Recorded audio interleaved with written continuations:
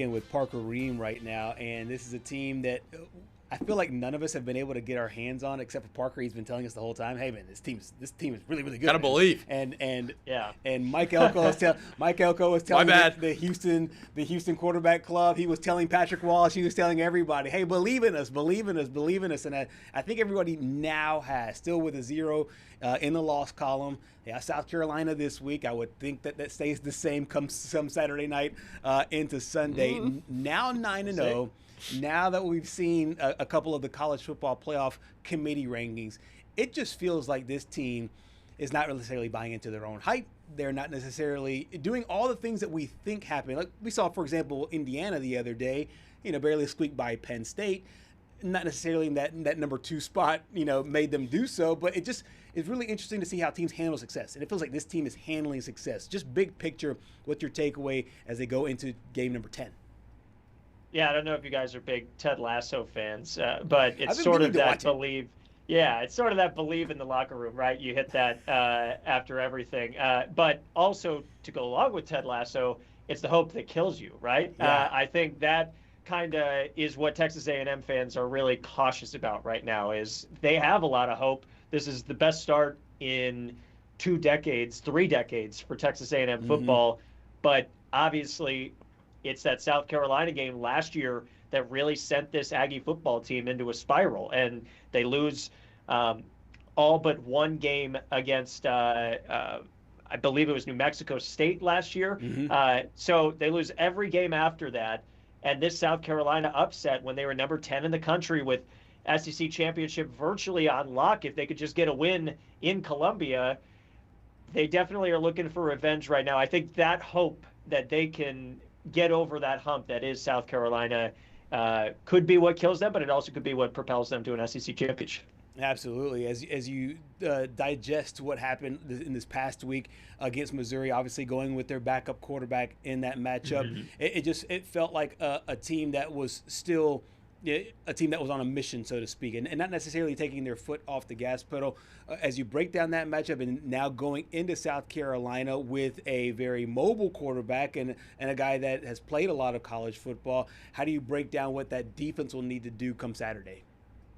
I think the defense has played really well, and I think they did very well against Missouri and forcing a young quarterback to make those mistakes and really just kind of put pressure on him. I think the defensive line for Texas A&M has been really good, and that's something you saw on Saturday. But can they do that against an experienced quarterback in Lenora Sellers? And they've seen a couple of mobile quarterbacks early on this season. They've seen Jackson Arnold and really held him to a below-average rushing game, forcing him to throw the ball. I think that's what they're going to have to do against Lenora Sellers. But obviously, Sellers, a decent passer as well. He's not just a runner. So just containing him, I think, should be the game plan for this defense. And if they can, I think the Aggies have a good chance of staying undefeated.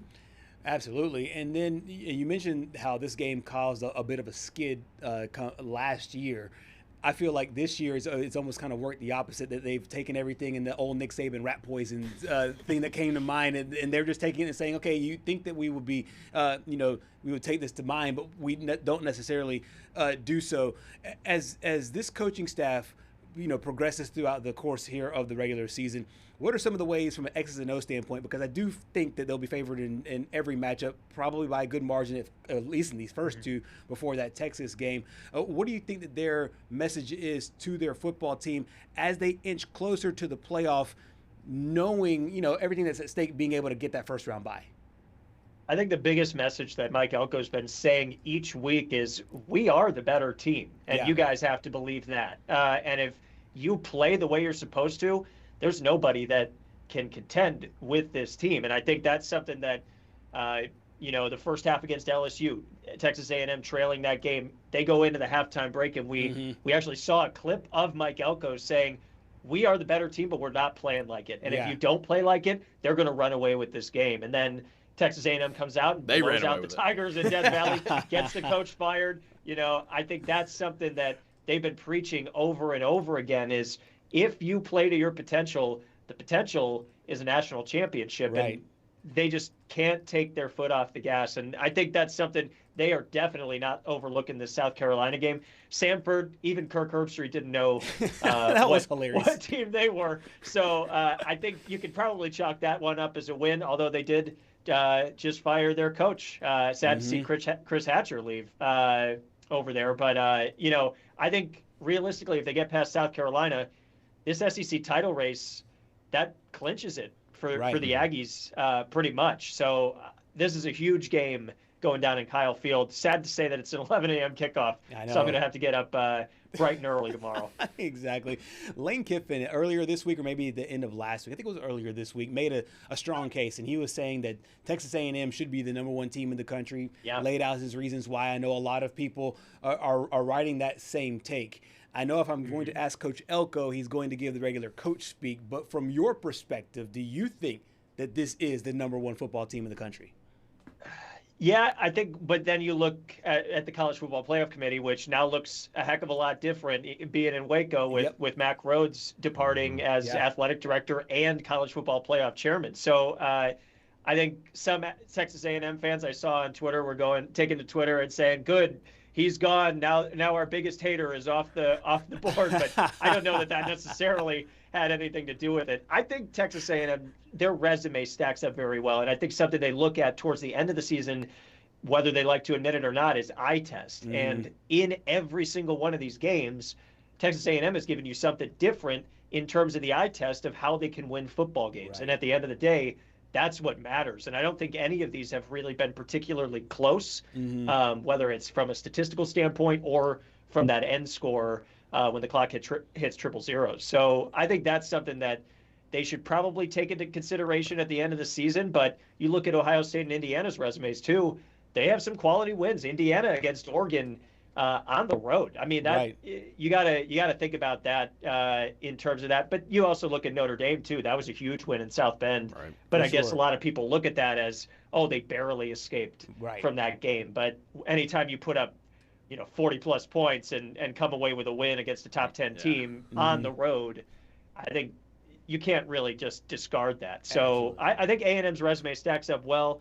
Whether the committee thinks that's enough to put them over two Big Ten teams, we'll have to wait and see. Absolutely. We'll get into more of the Mack Rhodes stuff in just a moment. But first, going back to this football game this weekend, we got a chance to hear from head coach Mike Elko about the new new play caller, I should say, for South Carolina after Mike Shula was fired last week. Yeah, it's really challenging. It's really a blank slate that they've had, a week to look at our defense, a week to formulate a plan based off of everything they've learned about our defense. You would assume that they're going to have a really, really strong plan coming into the game. You don't imagine they can change too much because obviously it's a little bit like we talked about with Missouri with the quarterback.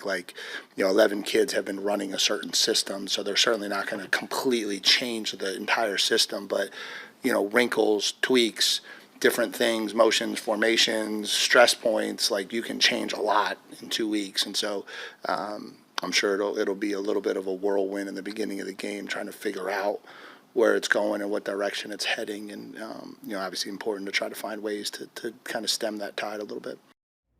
I think it's an interesting kind of puzzle piece you have to put together from a defensive standpoint, from a game plan standpoint. I harken back to something I saw last week in the playoffs here in our area. It was a rematch of a first-round playoff game from a year ago.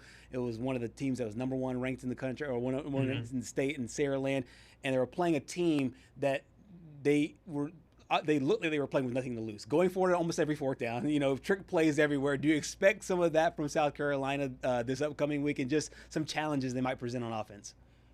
I think just to pull the upset, and that's just something that those teams that aren't in the top 25. I mean, I'm not sure South Carolina's record. Looking it up right now, 3-6. 1-6 in the SEC isn't going to cut it in terms of just playing it safe. And especially at Kyle Field in front of all those Aggie fans, I think they're going to have to do something to silence the crowd. And whether you see some trick plays, maybe a new type of energy is something that I'm expecting. But ultimately, we won't know until 11 a.m. on Saturday.